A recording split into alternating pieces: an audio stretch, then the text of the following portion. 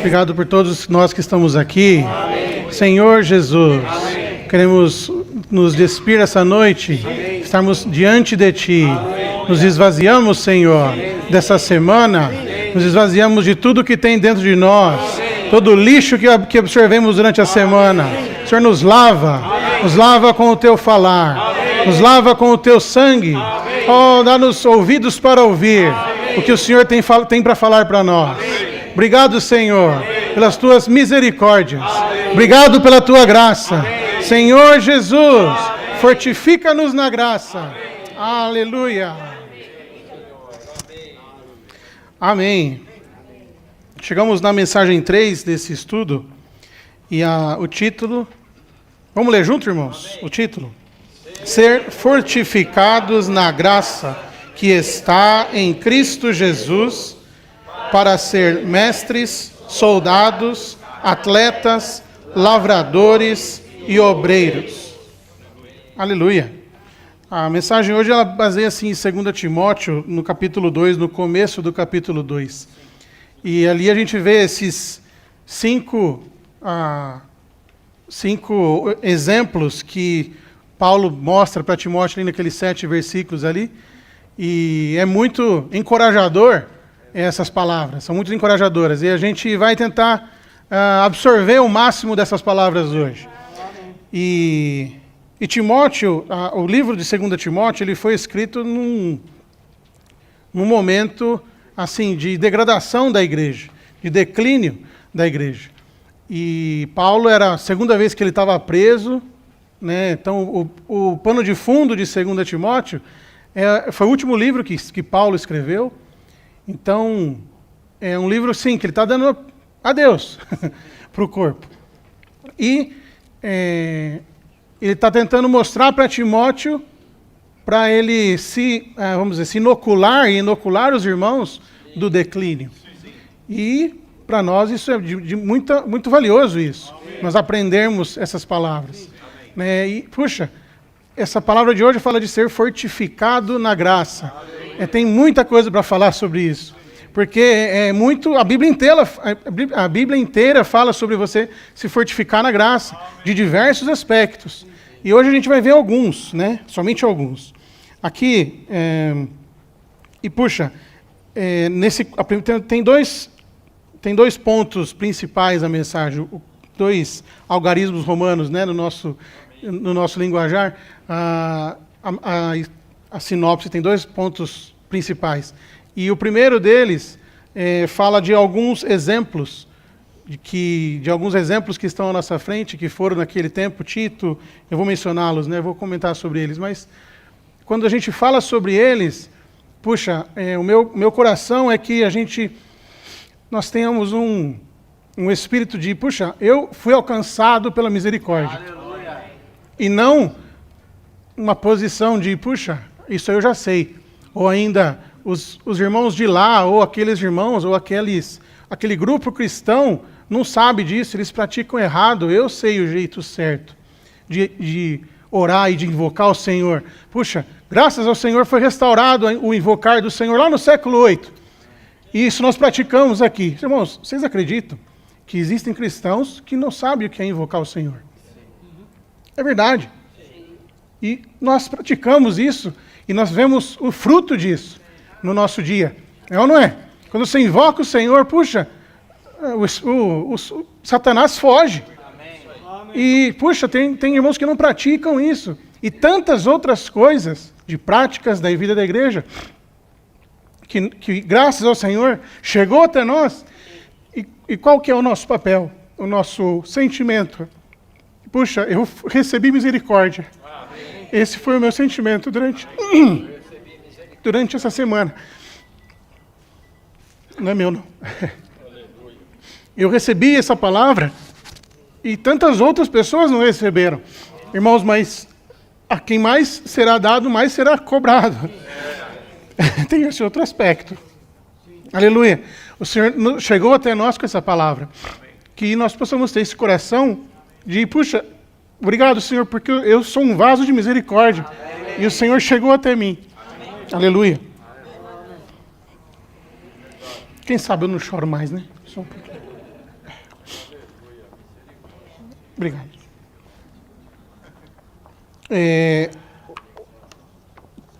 O primeiro aqui fala, mesmo durante um período de declínio, um curso decadente, quando a maioria do povo de Deus é arrastado para longe, precisamos estar entre o remanescente do povo de Deus, que recebe misericórdia do Senhor, para permanecer fiel a Ele.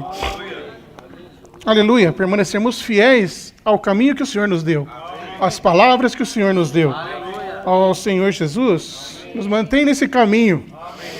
Aleluia. E aqui fala de alguns nomes, né, que pessoas que deixaram o caminho e de outros que seguiram junto com Paulo. Tem um nome bem peculiar que tenho certeza que quem leu errado o nome, passou para frente, mas é o irmão Onesíforo. Vocês lembram desse nome?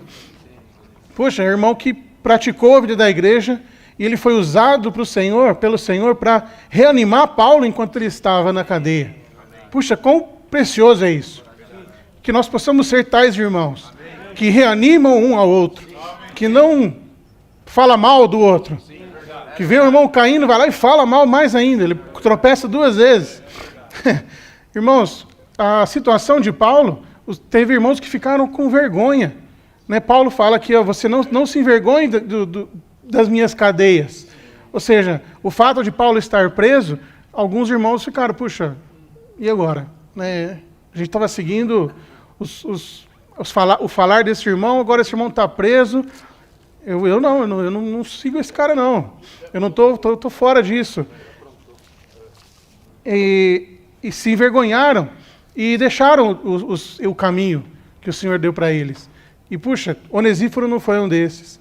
Lucas não foi um desses. Né? Tito e, claro, Timóteo também não foi um desses. E Lucas, são esses 5 nomes que estão aqui no... Tem mais, mas tem outros nomes, irmãos. Puxa, não vou tocar nesses nomes. Lá pelo lado negativo, que deixaram.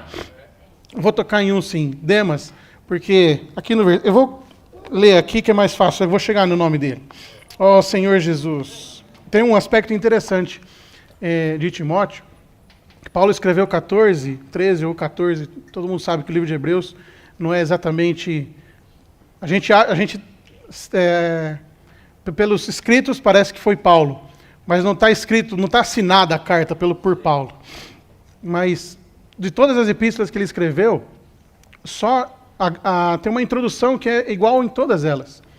Graça e paz a vós outros da parte de Deus e do Senhor Jesus Cristo. Essa frase é uma introdução.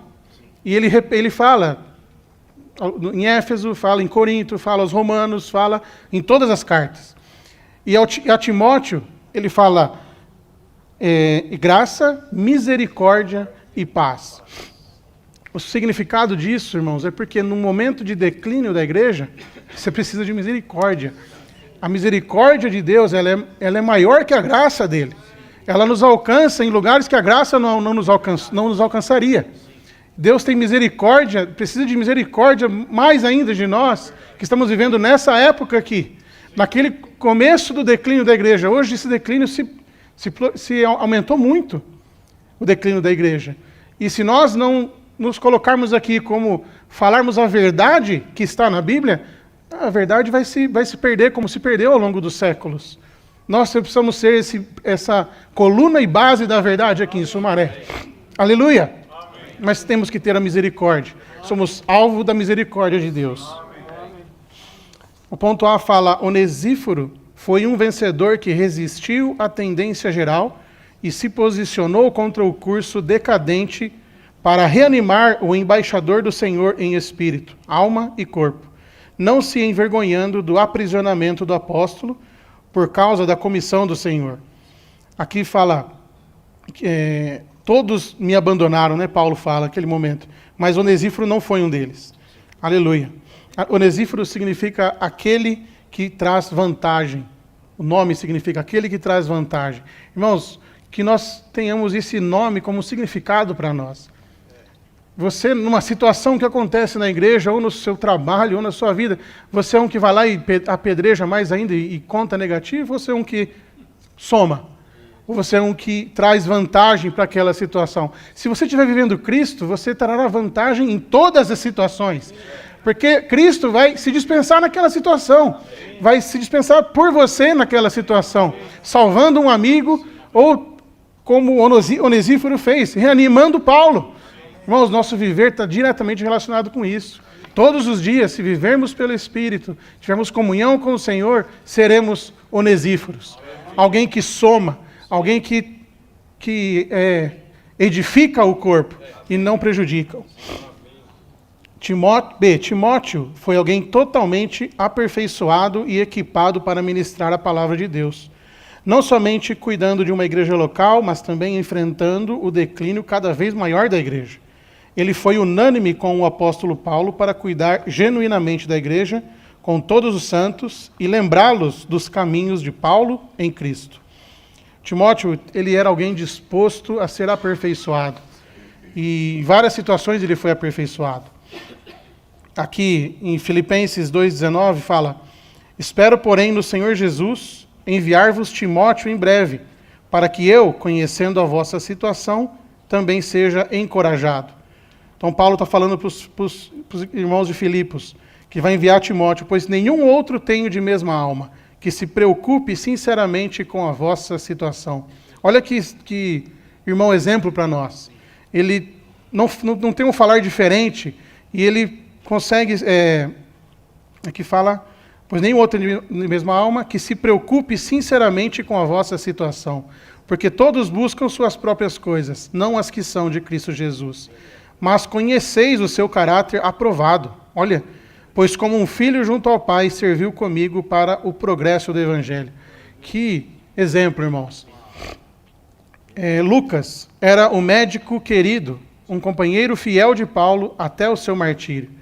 Ele fala ali, né, em 2 Timóteo, terminando os escritos dele, no capítulo 4, fala: somente Lucas está comigo. Então ele menciona Lucas. Só que olha só, no versículo, quando ele escreveu Colossenses, ele mencionou um irmão, Demas. Colossenses 4, ele escreveu por volta do ano 64. E ele mencionou Demas. Saúda-vos Lucas, o médico amado, e também Demas. Então eram irmãos que serviam juntos em Colossos. E 3 anos depois, no ano 67, ele fala assim, no capítulo... 3 anos depois, ele está escrevendo a carta agora para Timóteo. Aí no versículo 10 do capítulo 4 fala: porque Demas, tendo amado a presente era, me abandonou e foi para Tessalônica. Crescente para a Galácia, Tito para a Dalmácia. Significa que Demas, ele deixou Paulo. Ele amou a presente era. Então aqui está um exemplo negativo, que ele amou a presente era e deixou. Deixou de seguir as palavras de Deus. Irmãos, de novo, estamos aqui pela misericórdia de Deus. Se algum irmão que você conheça deixou, ora por ele. Porque você não é melhor que ele. Você só recebeu mais misericórdia. Aleluia. Irmãos, Tito andou no mesmo espírito e nos mesmos passos de Paulo para cuidar das igrejas. Esse outro irmão muito, muito usado pelo Senhor também. Aqui em 2 Coríntios 12, 18 fala: roguei a Tito e enviei com ele o irmão. Porventura Tito vos explorou? Não andamos no mesmo espírito, nas mesmas pegadas? Então, mostrando que Tito também seguia as pegadas que Paulo seguia. Aleluia. E por fim, Marcos. Marcos tem uma história rica, porque no começo no começo da vida dele, ele não foi alguém que exatamente servia de maneira adequada. Tanto é que teve uma briga, em Atos fala isso, dessa discussão, não pequena discussão entre Paulo e Barnabé, e foi por causa de Marcos. Mas isso foi o começo da vida dele, e ele não desistiu. Ele, anos depois, está aqui, ó, e Barnabé, aqui, 2 Timóteo 4,11, fala: somente Lucas está comigo, toma contigo Marcos e traze-o, porque me é útil para o ministério. Então Paulo está falando: traz o Marcos de volta aqui, porque ele é útil para o ministério, ou seja, ele se tornou útil. Então, às vezes, esses irmãos que se perdem, jovens que se perdem, a gente fica, puxa, né? Irmãos, orem por eles. Porque eles têm que, como Marcos, precisam voltar e continuar o serviço na igreja. Ser um vencedor junto conosco. Aleluia. Bom, esses são o primeiro algarismo romano, que fala desses irmãos, né, que foram fiéis em seguir o Senhor. E são bons exemplos, né, irmãos? Então, e viveram, sim, num momento de declínio, já, no começo do declínio da igreja, que não é fácil. Aleluia. Agora aqui, vou começar com o algarismo romano número 2. Vou ler o número 2 aqui. Segunda a Timóteo, revela que nestes últimos dias, antes da vinda do Senhor, precisamos ser fortificados na graça que está em Cristo Jesus, para sermos homens fiéis, aptos para ensinar, soldados, atletas, lavradores e obreiros que cortam retamente a palavra da verdade. Aleluia! Eu vou ler esses versículos de 1 a 7, irmãos, que é muito rico, esse trecho aqui, porque todos os próximos pontos vão falar a respeito desses 7 versículos. 2 Timóteo 2, de 1 a 7. Tu, pois, meu filho, fortifica-te na graça que está em Cristo Jesus. E o que de mim ouviste, através de muitas testemunhas, transmite a homens fiéis, os que serão aptos para ensinar outros também. Sofre o mal comigo, como bom soldado de Cristo Jesus. Nenhum soldado em serviço se embaraça com negócios dessa vida, a fim de agradar aquele que o recrutou. Igualmente, o atleta não é coroado se não lutar segundo as normas. O lavrador que trabalha deve ser o primeiro a participar dos frutos. Considera o que digo, diz o Senhor, pois o Senhor te dará entendimento em todas as coisas. Aleluia, o Senhor dará entendimento em todas as coisas. Amém. Então aqui fala de mestres, que mais? Mestres, soldados, atletas, lavradores e obreiros. Então a gente vai falar um pouco de cada um desses, irmãos, e a prática que isso pode nos trazer, né?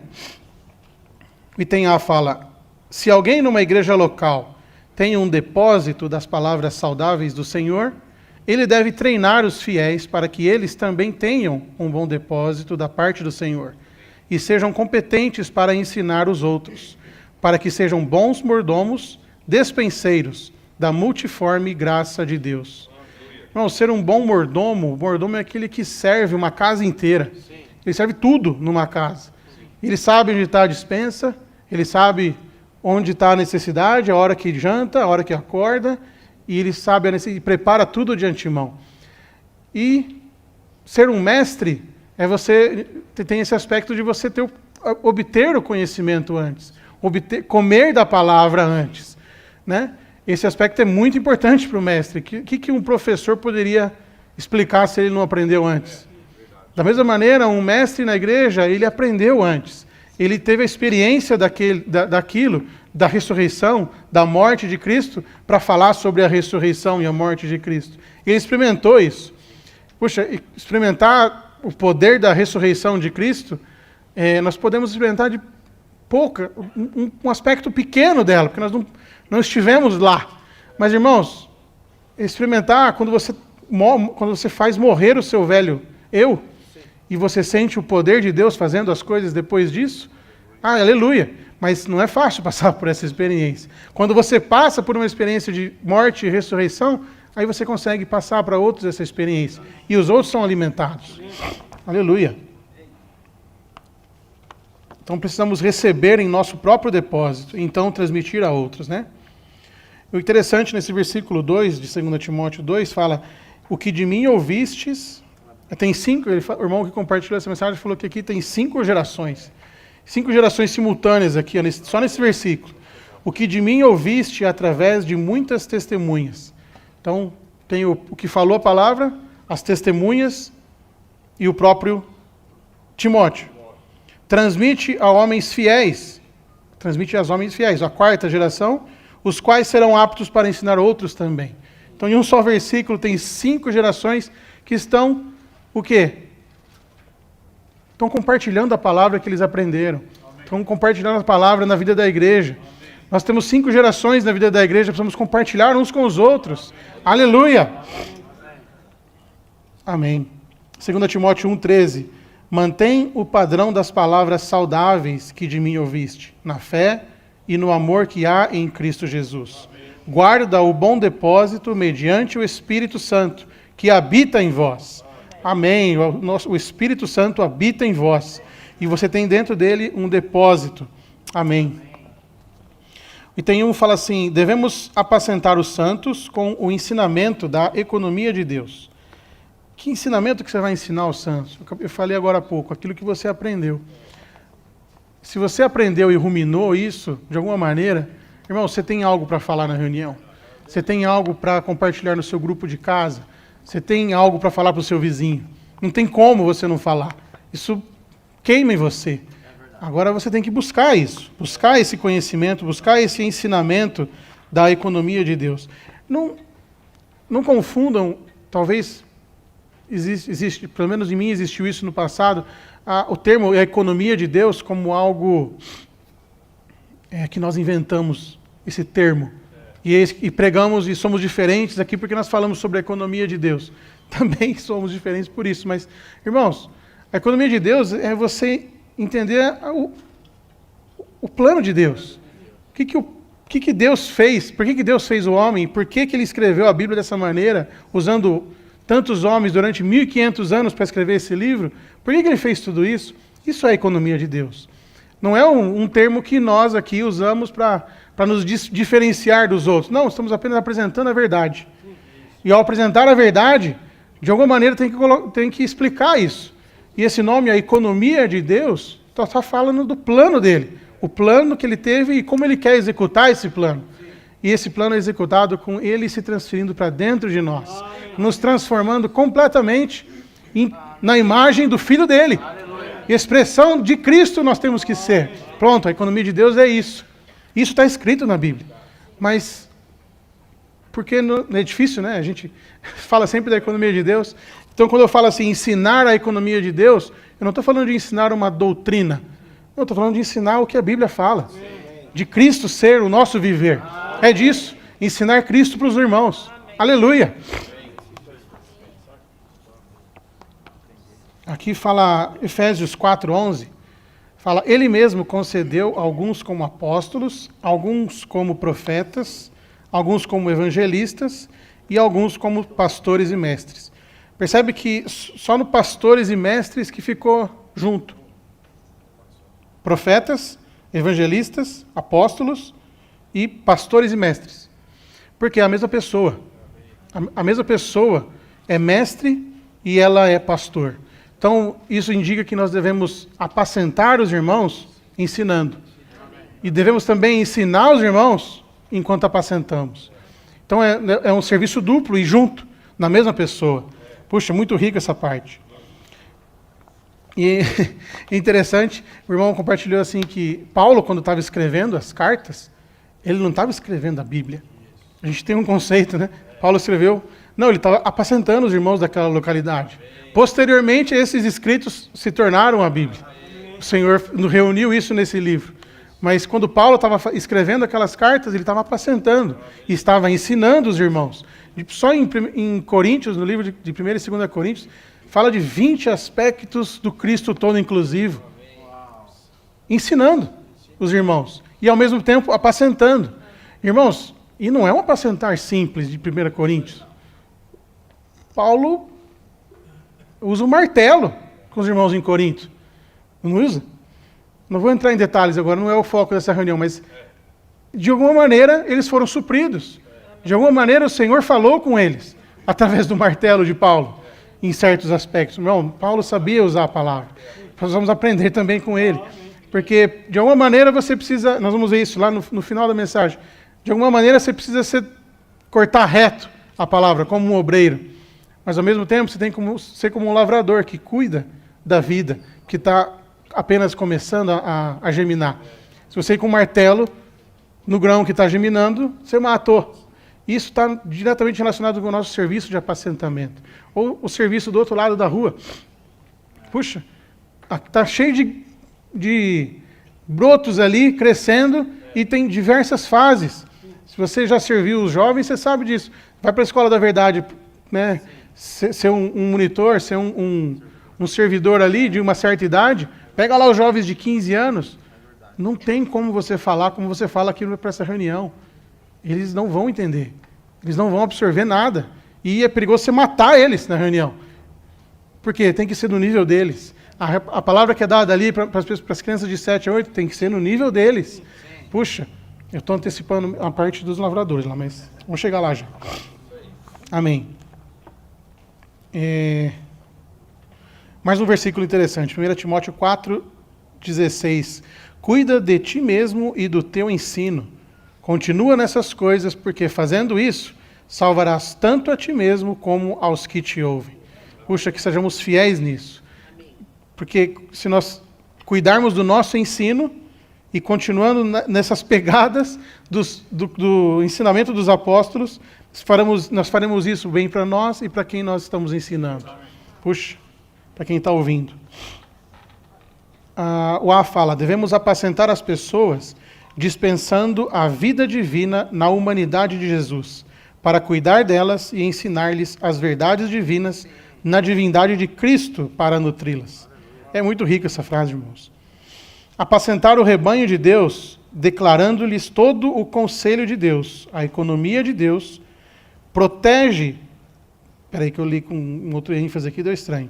Deixa eu ler de novo. Apacentar o rebanho de Deus, declarando-lhes todo o conselho de Deus, a economia de Deus, protege a igreja dos destruidores do edifício de Deus, mescla-os ao Deus triuno com graça e os vincula em sua unidade. Puxa, essa protege a igreja dos destruidores. Quem que está destruindo a igreja hoje, irmãos? Aqui é um pouco mais, uma palavra de atenção agora, né? Protege. Se você apacenta, você protege. Se você apacenta de maneira adequada, você protege a igreja dos destruidores do edifício. Eu queria aqui tocar num ponto de Paulo, do viver dele, que é muito rico. Aqui fala, nesses capítulos aqui de Atos, o primeiro aqui, ó, Atos 20 e 26. Ele fala um texto aqui, ó, portanto, eu vos testifico no dia de hoje que estou limpo do sangue de todos. É falar um pouco forte esse. Mas por que ele falou isso? O 27 fala, pois não deixei de vos anunciar todo o desígnio de Deus. Olhai por vós mesmos e por todo o rebanho, no meio do qual o Espírito Santo vos pôs por supervisores para apacentar a igreja de Deus, a qual ele adquiriu com o seu próprio sangue. Então, o que é aqui em Atos? Nesse capítulo, Paulo, ele estava fazendo viagem e ele não queria ir de novo até os irmãos em Éfeso.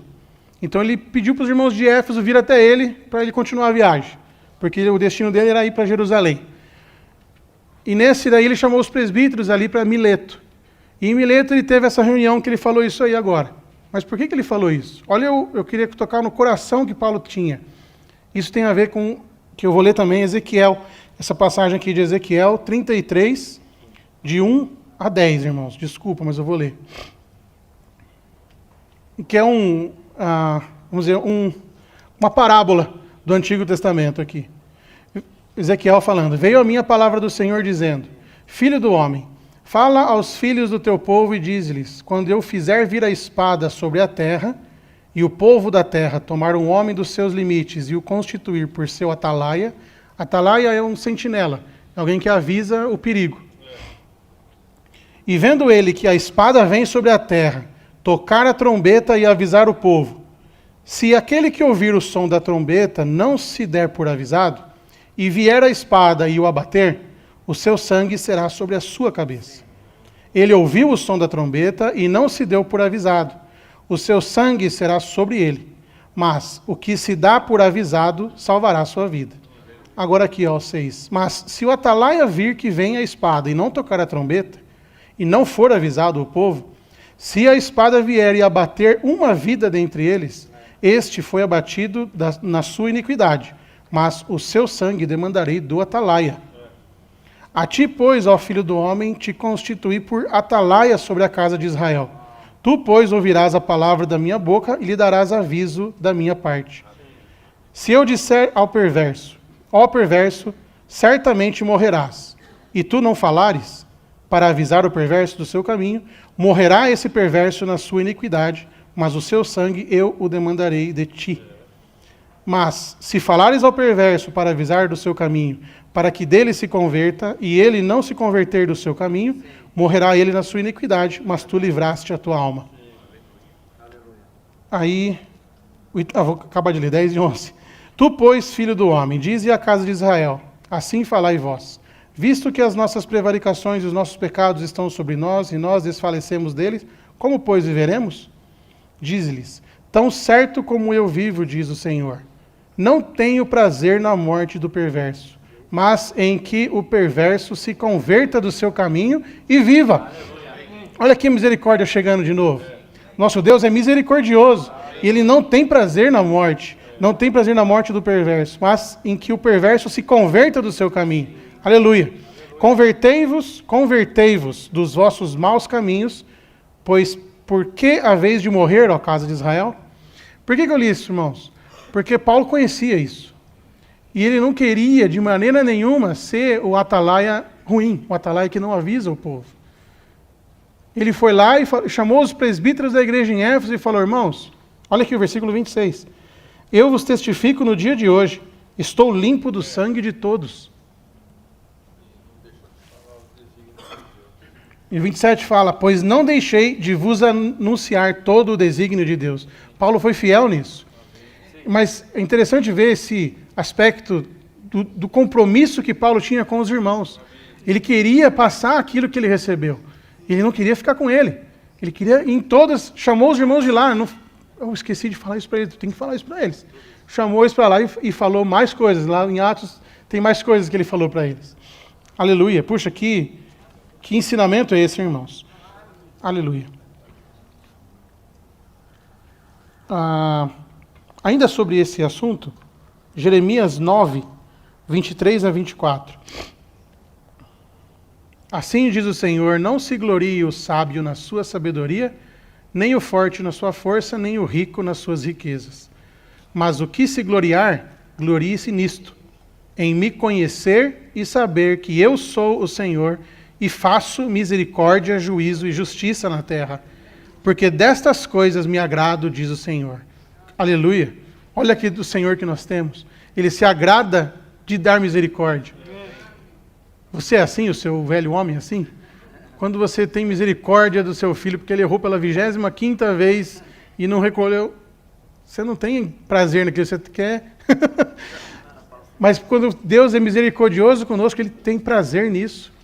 Puxa, que Deus que nós temos, a pessoa que povo infeliz seria se Deus tivesse prazer na morte?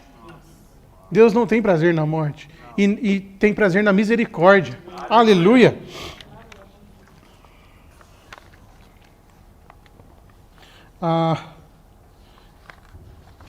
Então, o aspecto aqui de mestre ainda, né? Estamos no A, né? O mestre tem um outro aspecto que ele não pode enfatizar uma coisa em relação à outra. Enfatizar certos aspectos, ou, entre aspas, doutrinas, isso causa muito dano. Enfatizar, por exemplo, o Senhor deu esse exemplo, né, eu não sei quem deu esse exemplo, o irmão Witness Lee deu esse exemplo, dos assuntos na Bíblia serem como o tronco de uma árvore, galhos, folhas e ramos. Tem assuntos que são conhecidos como, que não tem, estão lá, são presentes, mas eles não têm a importância de um tronco, não têm a importância da raiz, eles são folhas e ramos.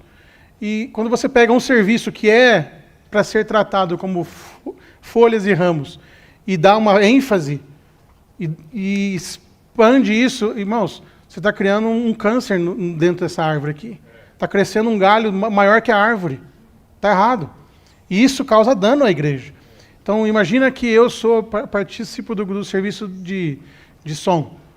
E eu quero deixar o som o melhor possível.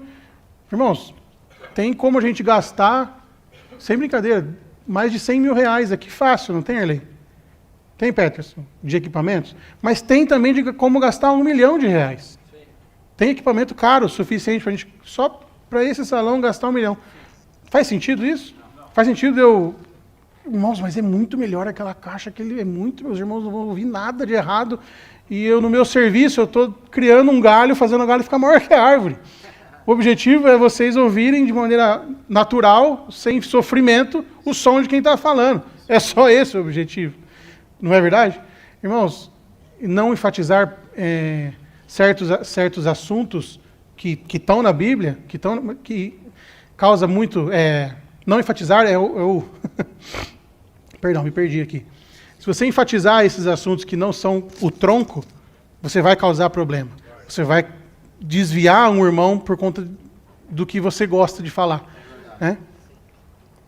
Senhor Jesus.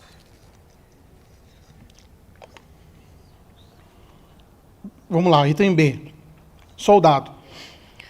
Eles servirem o Senhor como soldados indica que o apóstolo considerava seu ministério uma batalha por Cristo, assim como o serviço sacerdotal era considerado um serviço militar, uma batalha. O ministério do Senhor é o soar das trombetas para o exército ir à guerra.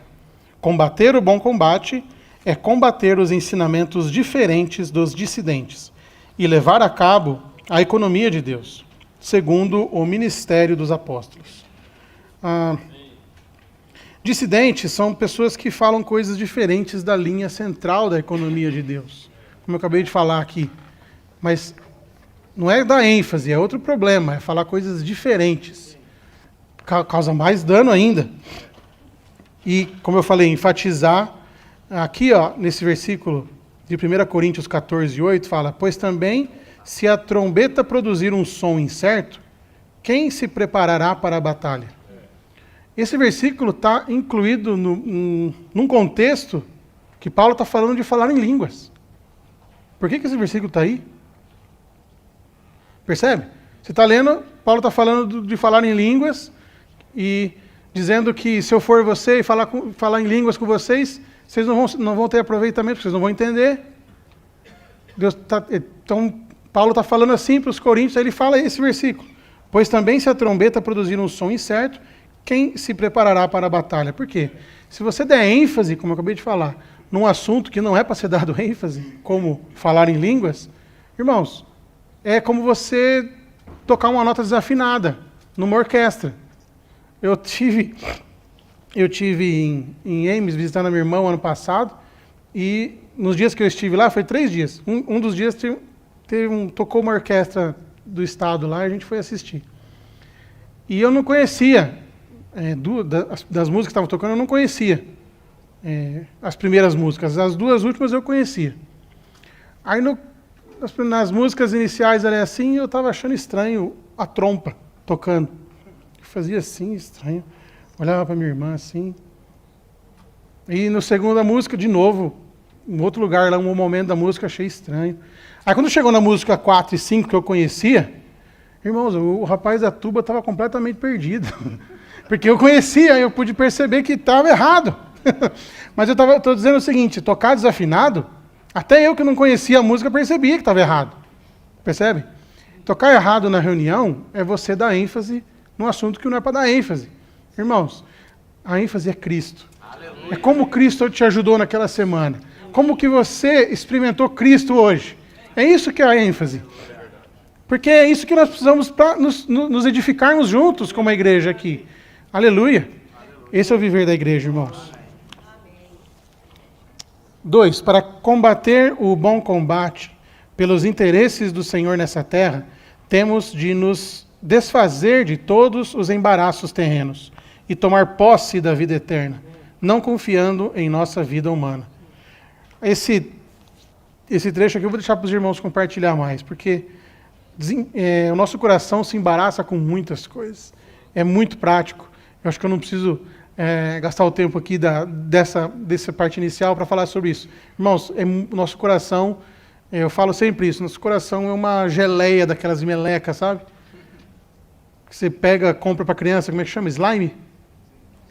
Sabe aquelas geleinhas que vende no supermercado? Quando você compra aquela, é uma meleca, não é? Aí você joga, cai no chão, pega cabelo do chão, poeira, daqui a pouco está tudo melado, você não pode olhar para ela que ela já suja. Esse é o seu coração. Ele se apega às coisas do mundo muito facilmente. E se você não tomar cuidado, ele vai estar sujo daqui um segundo. Porque a sujeira do mundo está toda hora, todo momento. E se você deixa essa sujeira crescer, você vira um embaraço para você. Você já não consegue mais desfrutar a vida da igreja, já começa a não vir mais nas reuniões, e puxa, já vira alvo de misericórdia de novo. Irmãos, mas de mais misericórdia. Precisa, para fazer um irmão voltar, precisa de mais misericórdia.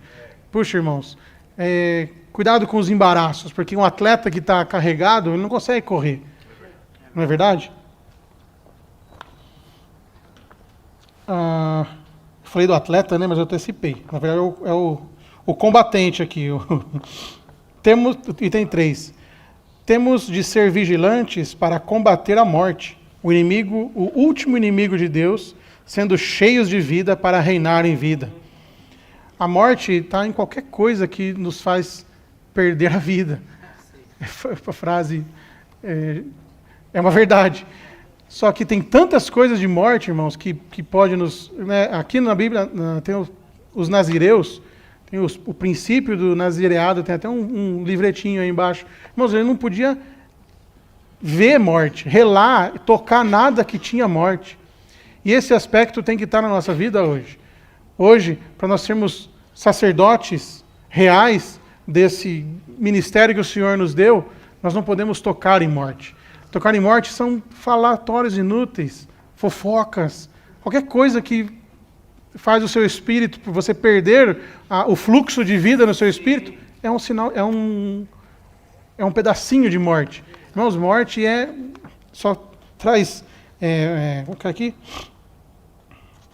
nada, vou ler o capítulo 8 e 11 aqui, Romanos 8 e 11. Se habita em vós o Espírito daquele que ressuscitou Jesus dentre os mortos, esse mesmo que ressuscitou Cristo dentre os mortos, também dará vida aos vossos corpos mortais, por meio do seu Espírito que habita em vós. O Espírito de Deus não habita em vós? Amém. O Espírito de Deus habita em você. Então você consegue vencer essa morte. Por pior que ela pareça para você, por mais apetitosa que ela pareça para você em formas de pecado, em forma do que quer que seja, Cristo é suficiente. Como nós vimos aqui, a graça dele nos basta. Em provações ou em qualquer coisa, em qualquer situação. 4. Nossa vontade deve ser subjugada e ressurreta por Cristo para ser como a torre de Davi, o arsenal para a guerra espiritual. Cântico dos Cânticos 4:4 fala: o teu pescoço é como a torre de Davi, edificada para arsenal. 1000 escudos pendem dela, todos broquéis de soldados valorosos. A torre de Davi tipifica aqui, né? O pescoço tipifica a vontade, porque para onde você está olhando, o que está te interessando? E o povo de Israel tinha uma dura cerviz. Eles não se humilhavam. E o que eles queriam, eles iam atrás e geralmente não era o que Deus queria para eles. Deus queria dar o maná, eles queriam carne, Deus queria dar a Páscoa, eles queriam as cebolas do Egito. Eles querem sempre uma coisa diferente. O que você quer além de Cristo hoje? Irmãos, isso traz morte para o seu viver. Então, para nós sermos fortalecidos na graça que está em Jesus, nós precisamos comer Cristo. E não nos alimentarmos com um pescoço duro daquilo que nós queremos para a nossa vida, independentes de Deus. Somos dependentes do Senhor. Ele nos supre tudo o que nós precisamos. Amém. Agora, o aspecto do atleta. Temos de correr a corrida cristã como competidores, atletas, até terminar nosso percurso, cumprindo plenamente nosso ministério, no ministério único da economia de Deus, para podermos receber Cristo como o nosso prêmio. Aleluia, receber Cristo como o nosso prêmio. Temos de subjugar nosso corpo e torná-lo um cativo conquistado para nos servir como escravo, a fim de cumprir o nosso propósito, nosso propósito santo, não pelo nosso próprio esforço, mas pelo Espírito. Aleluia. Em 2 Timóteo 2:22 fala, fugir das paixões da juventude. Isso é subjugar o corpo. Fugir das paixões da juventude, não pense você assim, eu já passei da juventude, não tem mais isso. Não é paixões enquanto você era jovem, não é isso que está escrito aqui. Paixões da juventude. Porque durante anos você queria coisas demais. Agora que você talvez é mais adulto, tem mais posses, tem mais riquezas, você quer satisfazer as paixões da sua juventude. Percebe? E aí você satisfaz, de novo, um pescoço duro que não se reclina, não se submete aos desígnios do Senhor para você. Irmãos, fugir das paixões é o contrário disso. Fugir das paixões da juventude. Então nós temos que subjugar o nosso corpo e torná-lo cativo. E não como lá em Romanos 7, que nós éramos cativos do pecado. Né? Mas o nosso corpo agora torna-se o nosso cativo para fazer o que nós precisamos fazer pelo Espírito.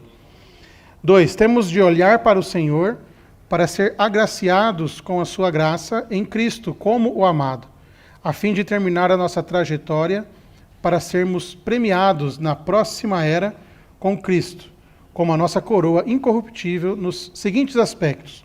Aqui fala de diversos aspectos da coroa, a coroa da vida, a coroa da justiça, a coroa de santidade e a coroa de glória. Aleluia! Aqui o item E fala assim, esses atributos de Deus que impediam que o homem caído tivesse acesso à árvore da vida. Quando o homem caiu lá em Gênesis 3, ele foi impedido de entrar ter acesso ao jardim, porque no jardim tinha árvore, a árvore da vida. O Senhor não queria que ele entrasse mais lá para comer da árvore da vida. E ele colocou lá um querubim, uma espada flamejante, e cada um desses seres, o querubim, a espada flamejante, tem um significado. E tem um significado que é um atributo de Deus, da justiça de Deus, da santidade de Deus e da glória de Deus. E se você misturar isso com a parte que Deus teve que morrer por nós, então entra aí a vida dele em ressurreição para satisfazer esses 3 aspectos da santidade, da glória e da justiça dele. Agora nós temos livre acesso à árvore da vida. Então, ao que Deus falou assim, agora você não pode mais ter acesso à vida. Mas Deus morreu por nós, e agora Cristo morreu por nós, e agora nós temos de novo acesso a essa árvore da vida. Puxa, é maravilhoso isso. Então o E fala, esses atributos de Deus que impediam que o homem caído tivesse acesso à árvore da vida, estão sendo dispensados agora a nós, ao comermos Cristo como árvore da vida, para que ele se torne a nossa justiça, santidade e glória, a fim de o exibirmos como a multiforme sabedoria de Deus para todo o universo. Então agora nós temos esses mesmos atributos de Deus que nos fez sair, não ter acesso mais à árvore, agora nós temos acesso direto com Cristo. E por meio dele, por meio da vida dele, nós temos podemos ser santos, gloriosos e justos. Amém. Agora aqui o D, lavrador. A igreja é a lavoura de Deus, a fazenda de Deus, e nós somos cooperadores de Deus, trabalhando junto com ele como lavradores, mediante uma vida totalmente ajustável, por semear a semente da vida nas pessoas e regá-las com o espírito da vida, por suas palavras saudáveis. Então, o aspecto aqui do lavrador é que eu mencionei um pouco antes. Ele tem que ter paciência, ele tem que saber equilibrar bem as suas tarefas. E ele não pode, como eu falei, pegar uma semente que acabou de brotar e puxar para crescer mais rápido. Dá vontade às vezes, né? Puxa, esse irmão não cresce, né? Ao invés de puxar a orelha do irmão, só que você pode matar ele, porque ele não tem vida suficiente ainda.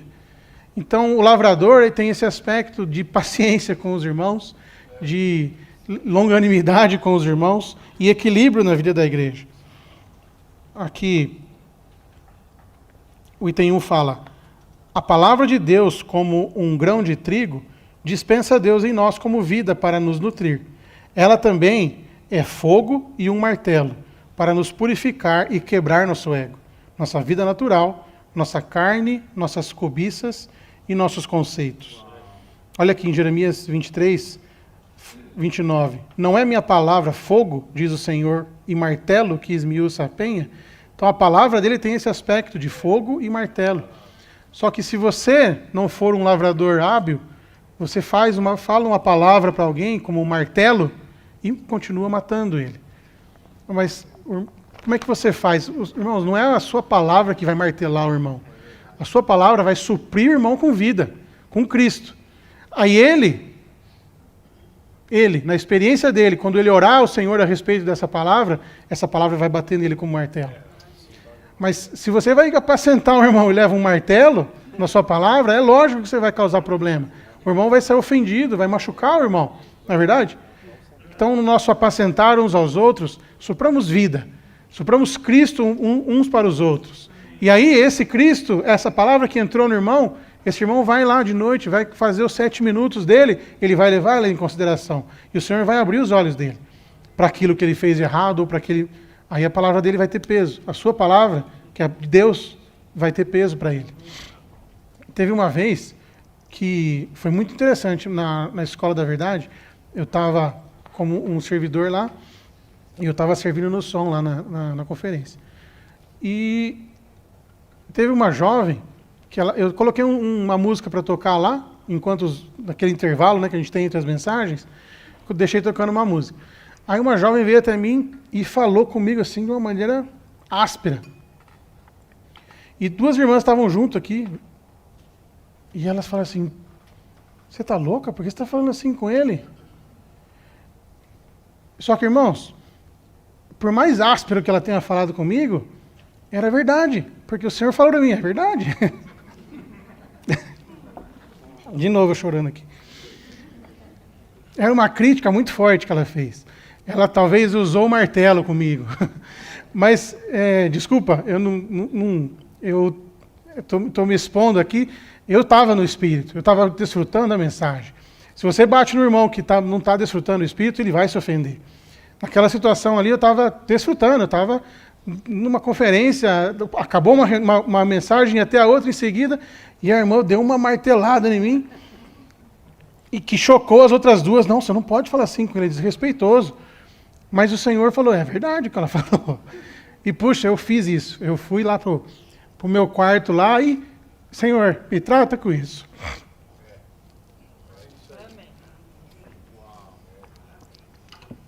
Se eu não tivesse, né, a irmã fez errado, ela não podia falar assim comigo. Ela devia ter falado com mais calma. Mas se eu não tivesse no meu espírito, irmãos, eu sairia dali ofendido. Então tem os 2 aspectos. Tem o aspecto de quem fala e tem o aspecto de quem recebe a palavra, né? Amém. Estou terminando, irmãos. 2. Deus enviou sua palavra como chuva e neve para regar o seu povo, a fim de santificá-lo, transformá-lo e conformá-lo à sua imagem, para que o corpo seja edificado. 3. Em nosso contato com os santos, devemos ter uma única intenção: ministrar-lhes Cristo para que cresçam no Senhor. E a parte do obreiro aqui, eu reservei um trecho do estudo Vida de 2 Timóteo que eu vou ler para vocês. Vou só terminar aqui. Cortar reto a palavra da verdade como um obreiro de Deus significa desvendar a palavra de Deus em suas várias partes, correta e retamente, sem distorção, como na marcenaria. Existe a necessidade da palavra da verdade desvendada corretamente, iluminar as pessoas em trevas, inocular contra o veneno, tragar a morte e trazer os distraídos de volta ao caminho adequado. Que frase é essa, irmãos?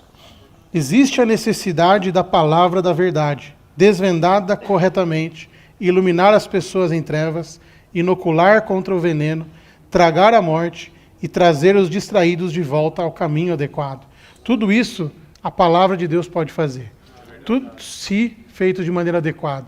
Você pode usar a mesma palavra, falar de uma maneira inadequada, não sendo hábil, e você pode matar o irmão. Pode fazê-lo perder mais e mais vida, né? Deixa eu ler, irmãos, esse trecho aqui, que fala justamente sobre esse item E aí. É o segundo... estudo vida de 2 Timóteo, nessa parte do obreiro. No versículo 15, Paulo diz: procura apresentar-te a Deus aprovado, como obreiro que não tem do que se envergonhar, que maneja bem a palavra da verdade.